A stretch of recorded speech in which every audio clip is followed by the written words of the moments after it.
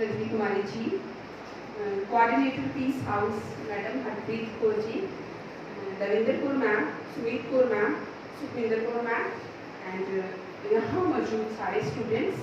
जैसा कि आप सब जानते हो, G20 activities assigned by DACJ। तो इन्हीं एक्टिविटीज़ के अंतर्गत आपने देखा, आपने सुबह लेक्चर सुना सस्टेनेबल डेवलपमेंट पे। ये आज का टॉपिक है, आज की जो एक्टिविटी है उसकी थीम है और इसमें लेक्चर था house coordinator Harpreet Kaur ma'am और सुमित कौर मैम की तरफ से। तो उसी को कंटिन्यू करते हुए अब स्टूडेंट्स की पार्टिसिपेशन है और स्टूडेंट्स इसमें ग्रुप डिस्कशन कर रहे हैं। सेम टॉपिक है सस्टेनेबल डेवलपमेंट।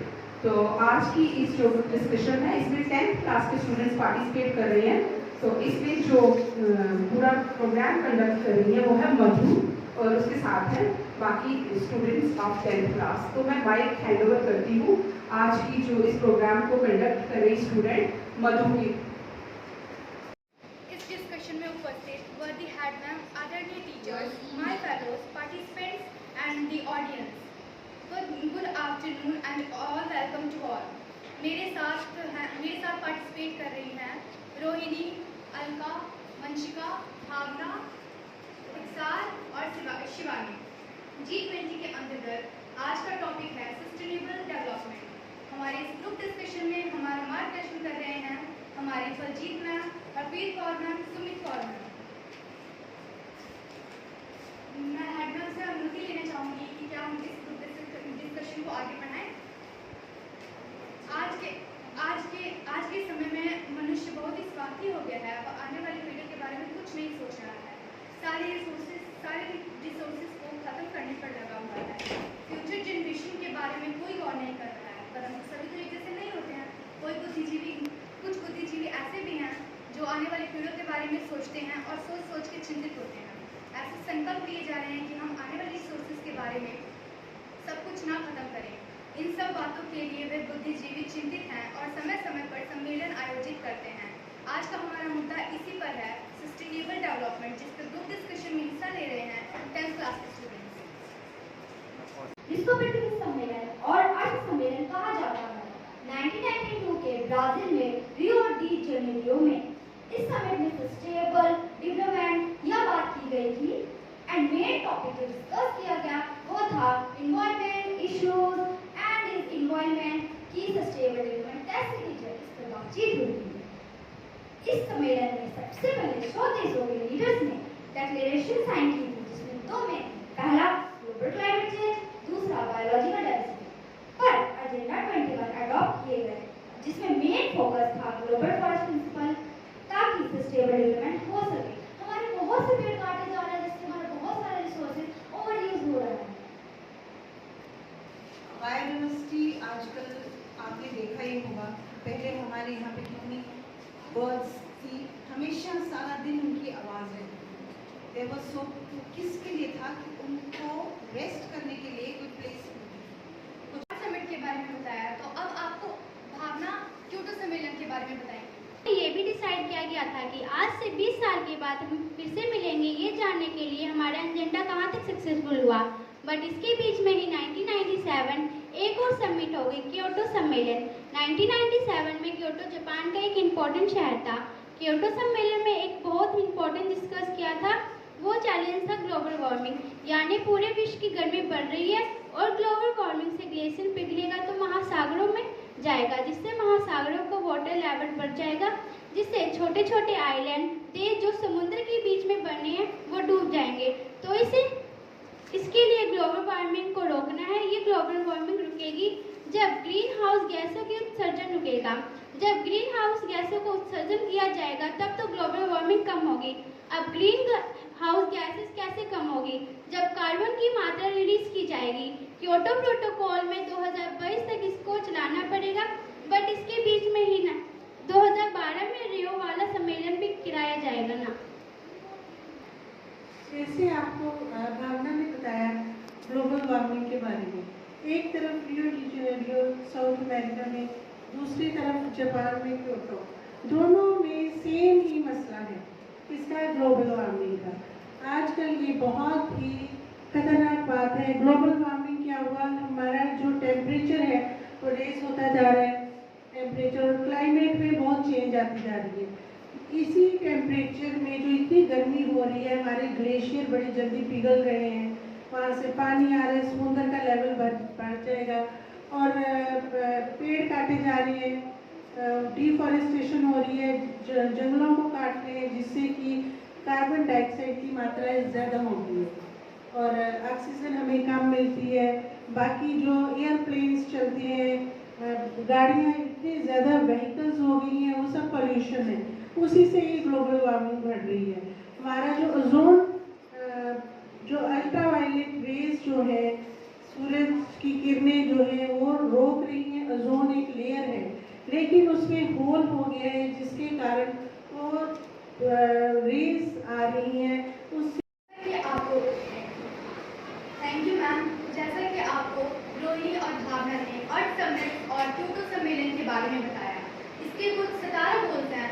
मैं अलका को चाहूँगी कि अलका कुछ गोल्स के बारे में बताएं। यूएनओ की महासभा बैठक 25 से 27 सितंबर 2015 में हुई थी। उस समय कुल मिलाकर 17 गोल्स डिसाइड किए गए थे। इसमें उस यूएनओ मीटिंग में 193 देशों ने पार्टिसिपेट किया था, जिसमें पहले 5 सस्टेनेबल डेवलपमेंट गोल्स रखे गए। पहला गोल्स ये था जीरो पॉवर्टी, जिसका मतलब है गरीबी को पूरी तरह समाप्त कर देना। दूसरा गोल है हमारा जीरो हंगर, जिसका मतलब है भूखमरी को पूरी तरह समाप्त कर देना। और free food safety, proper nutrients and stable agriculture. तीसरा गोल हमारा रहा गुड हेल्थ एंड वेलबींग, अच्छा स्वास्थ्य और खुशहाली। चौथा गोल है क्वालिटी एजुकेशन, जिसका मतलब है अच्छी शिक्षा। ईयर्स 2030 तक के सभी बच्चों को फ्री, इक्वल, क्वालिटी प्राइमरी और मिडिल स्कूल्स के बच्चों को एजुकेशन दी जाएगी। इसलिए देश भर के कोने कोने में स्कूल्स, कॉलेजेस खोले जाएंगे।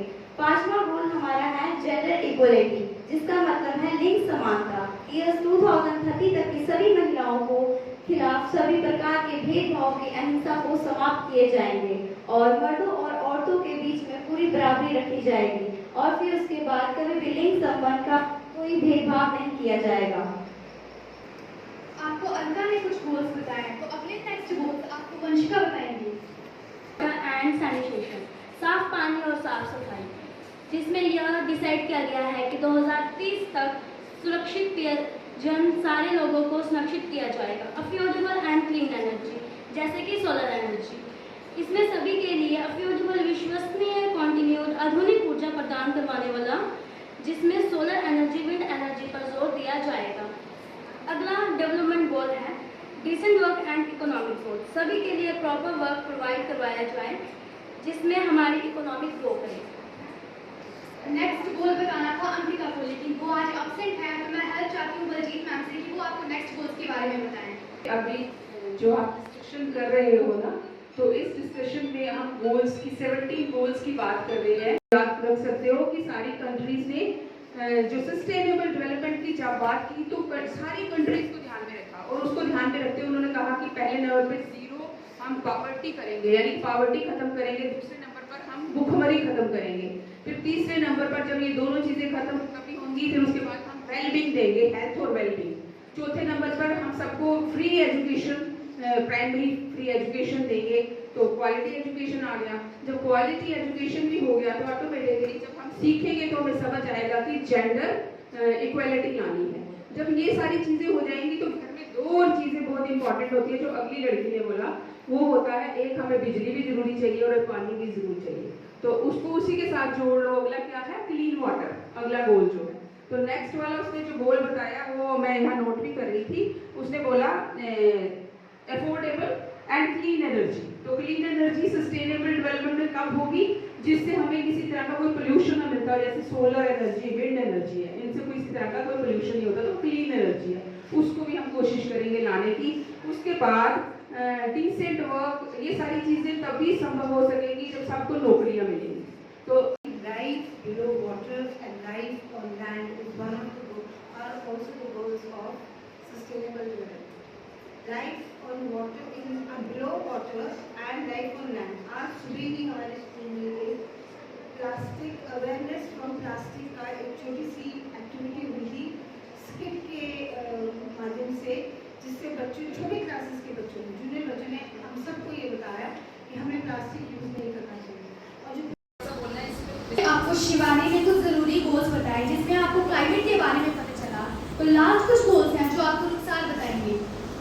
जस्टिस एंड सोशल इंस्टीट्यूशन, पूरे वर्ल्ड में शांति तथा न्याय कायम करना आवश्यक है ताकि सस्टेनेबल डेवलपमेंट हो सके। उसके लिए सामाजिक संस्थाएं खेली जाएंगी।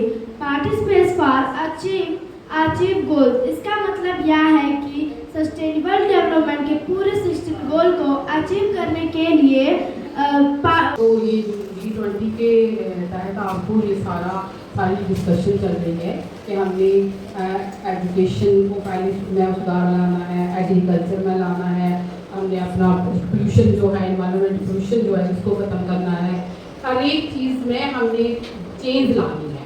यही हमारा मेन जो फोकस है, G20 का मेन फोकस है कि हम हर एक चीज़ को ही सुधार के रखेंगे तो तभी हम आगे बढ़ सकेंगे और हमारी आने वाली जो जनरेशन है उसके लिए भी हम कुछ बचा के रखेंगे। ऐसे तो हमारा पानी ख़त्म हो रहा है, एनर्जी वेस्ट हो रही है। कल हमारा जो था एनर्जी सेव लाइफ पे था, फिर उससे पहले G20 समिट पे था, ये क्या था पहले दिन, सबसे पहले दिन क्या इस पे था हमारा, उसकी चलो राइट, वो भी बच्चों ने लिख के सभी बताया था। और कैसे बच्चे जो हैं ये बलजीत मैम आपको ये आओ चाचा चोरी जैसे कैसे मतलब पॉइंट्स जो कंसेप्ट दे के आपको बता रहे हैं कि कौन कौन से देश जो हैं वो हमारे G20 में कौन कौन से देश जो हैं हमारे इसमें सम्मिलित हैं। तो ये सारे मिलके हम सारे मिलके ही अगर हम सारे ये करेंगे तो तभी हमारा देश या हमारा वर्ल्ड जो है वो सुधार कर सकेगा। और ज़्यादा ना कहते हुए धन्यवाद, बहुत अच्छा, आप सभी ने अच्छा बोला है।